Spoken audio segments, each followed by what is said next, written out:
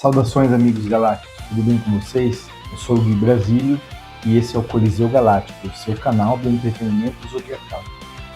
E no vídeo de hoje a gente vai falar sobre a lógica por trás da restauração das armaduras. Então vem comigo depois da vinheta.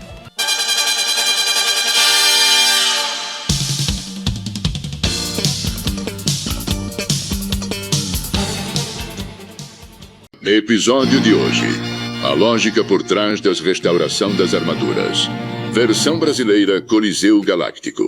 Bom, pessoal, a gente sabe que as armaduras dos cavaleiros elas se recuperam sozinhas depois de uma batalha, desde que o dano não seja muito severo, né? Então, vamos supor que ali depois de uma luta, o cavaleiro, a armadura dele volta para Pandora Box, né? E ela meio que se recupera sozinha ali, se tiver poucos danos. Mais ou menos igual um Pokémon quando ele entra ali dentro da Pokébola de volta, né? Depois de uma batalha leve, vamos dizer assim.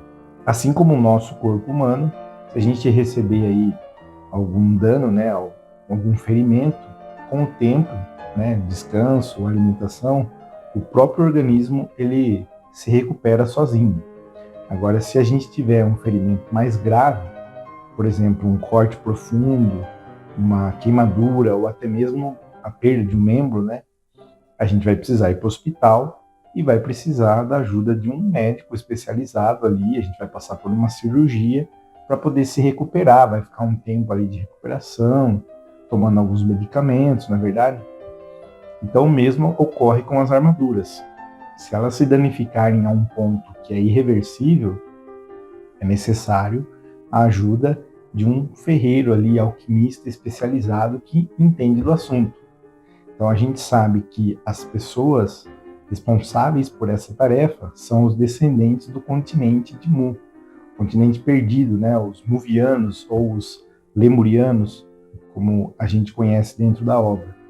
E os personagens conhecidos dessa raça, né? Lá em Lost Canvas, a gente tem o Sage, que é o grande mestre e antigo cavaleiro de Câncer, o seu irmão gêmeo, o Hakurei, que é o cavaleiro de prata de Altar, que depois acaba substituindo ali o Sage, né? E ele tem ali alguns discípulos, no caso a Yuzurihira de Grou, a Amazona de prata, né?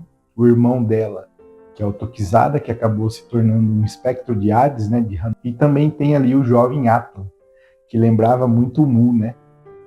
E falando aí do Mu, na série clássica, nós temos o Cavaleiro de Ares, Mu, o seu aprendiz, Kiki, e que depois, lá em Saint Seiya Ômega, lembrando que Lost Canvas e Saint Seiya Ômega não fazem parte do canon, né? Mas lá em Ômega, o Kiki já adulto, ele é o Cavaleiro de Ares, e ele tem uma discípula, uma menininha, né, chamada Haki. Pois bem, vamos pegar o clássico como exemplo, então. Depois ali da Guerra Galáctica, Shiryu tem uma luta intensa, né, com Seiya. Seiya que já tinha passado por uma luta antes com o Gek de Urso, e a armadura deles ficou bem destruída depois da batalha. Então, com a ameaça ali dos Cavaleiros Negros, né, que o Ikki rouba a armadura e eles precisam recuperar as peças roubadas, o Shiryu vai até o mestre dele, né, lá nos Picos Antigos, em Rosan, buscando ali uma orientação do que ele deveria fazer, né? E o Seiya ainda estava debilitado no hospital. Então, o mestre ancião, né, ele fala para o Shiryu, existe uma pessoa que consegue fazer isso. E o Shiryu se propõe a levar a armadura de dragão e de Pegasus para serem restauradas, né, por essa pessoa, que era o Mu. E até então a gente não sabia que era o Mu de Ares, primeira vez que a gente assistiu, né? Então o Shiryu vai lá numa região isolada, em Jamiel, que é onde é a casa do Mu, e passa ali por uma série de desafios no caminho, né, até chegar lá, e o que ocorre é algo mais ou menos assim. Vamos tentar ilustrar aqui para a vida real. Vamos supor aí que o seu carro quebra perto de um feriado, você precisa viajar com o carro e só tem um mecânico que vai conseguir consertar o seu carro. Vamos dizer que é um carro aí que não é muita gente que sabe mexer, né? E você leva lá o seu carro para esse mecânico E ele tá na hora do almoço, você chega lá, quem te atende é o filho dele, um pirralho, né?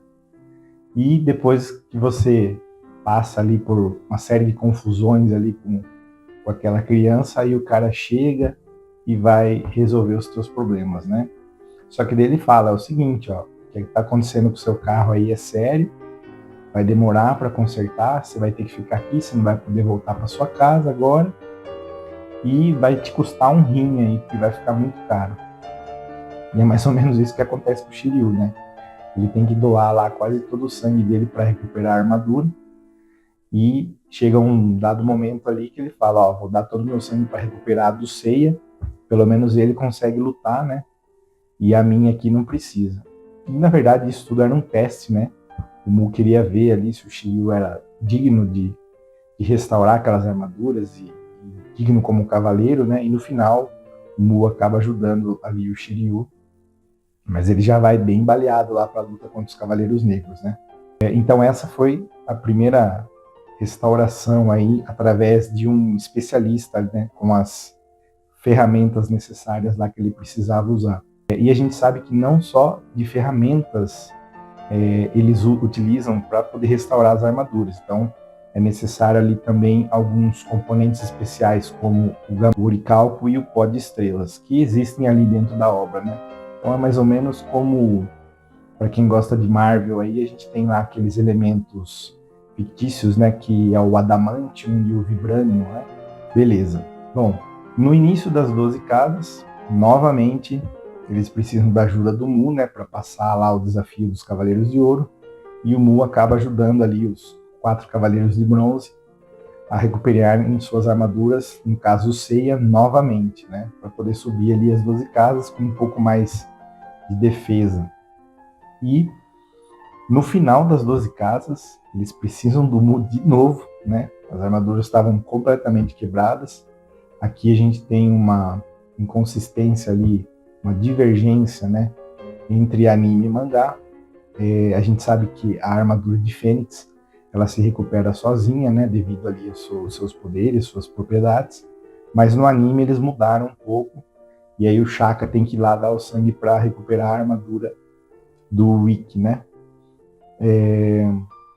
No anime é diferente. E no mangá, quem restaura a armadura de dragão é o próprio Doku, né. O Aldebaran fica de fora, o nosso brasileiro folgado aí.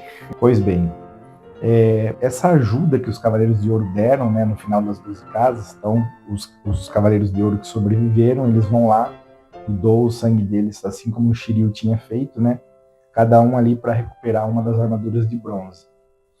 E durante a saga de Poseidon, essa ajuda que eles deram, né, ela aumentou também a defesa das armaduras de ouro, e como eram cavaleiros dourados, elas ganham lá aquela habilidade especial do brilho dourado, né?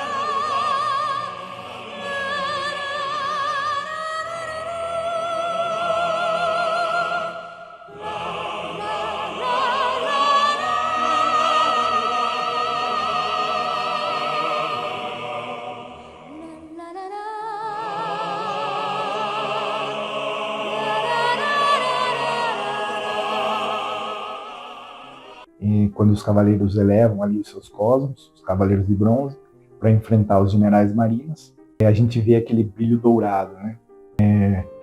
Eu lembro que quando eu era criança tinha aquela versão dos bonecos vintage, né? Que eram os cavaleiros de bronze com armadura dourada. Eu não gostava muito deles, porque acho que eram meio que um atestado de produto paralelo, né? Vamos dizer assim, porque a gente era enganado, na verdade, né? A caixinha amarela, clássica, nostálgica caixinha amarela, ela vinha ali na capa das marcas paralelas, né, com a imagem do Cavaleiro de Bronze original, colorida, né, a armadura, as armaduras coloridas.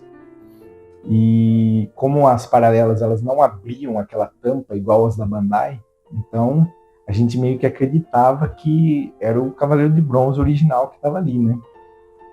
E quando a gente ia na loja também não tinha malícia de perguntar para o vendedor, ó, posso abrir, né? Porque as caixinhas vinham lacradas. E a gente não viu o que vinha dentro, né? Então quando chegava em casa tinha aquela surprise, né?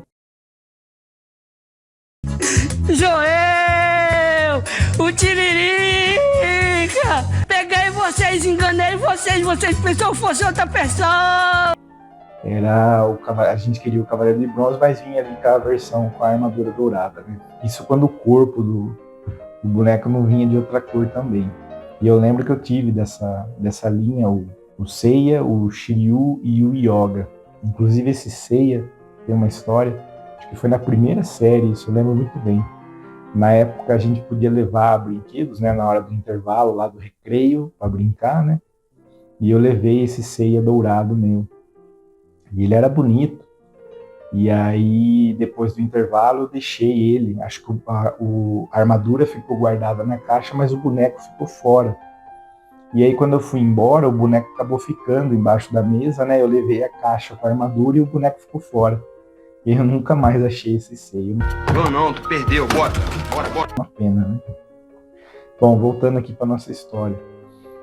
Então a gente falou ali das recuperações do Shiryu, no início das 12 casas, no final das 12 casas, que serviu para ajudar tanto na batalha contra os Cavaleiros Negros e depois lá na saga de Poseidon.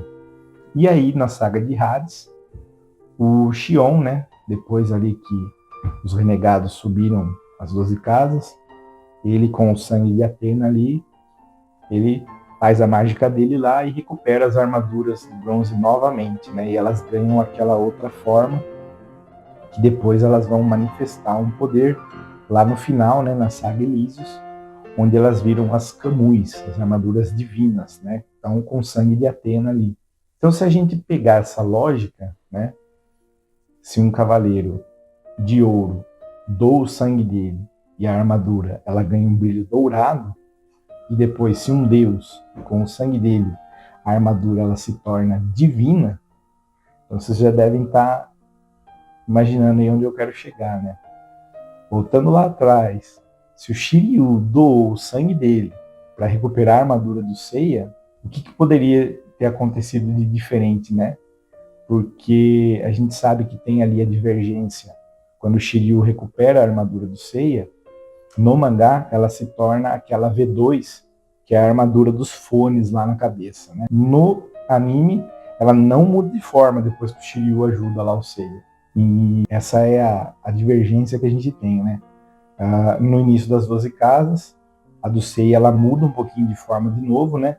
Mas as outras de bronze, elas se mantêm. No anime, todas se mantêm. Então, se a gente levar por essa lógica, com o sangue do dragão, será que a armadura de Pegasus deveria ter tido um brilho verde, talvez?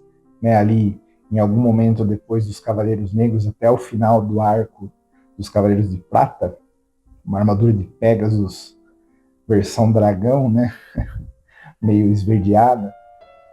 Então, a gente fez essa arte aqui para ilustrar para vocês como que ficaria, né? Tanto a versão anime e a versão mangá aí da V2 do Seiya, né? Com esse brilho esverdeado.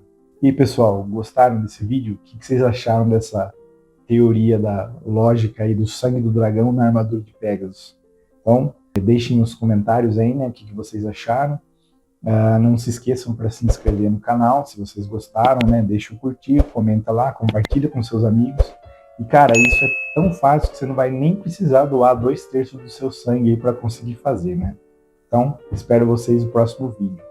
E se vocês não gostaram desse vídeo... Nossa, cacete de agulha!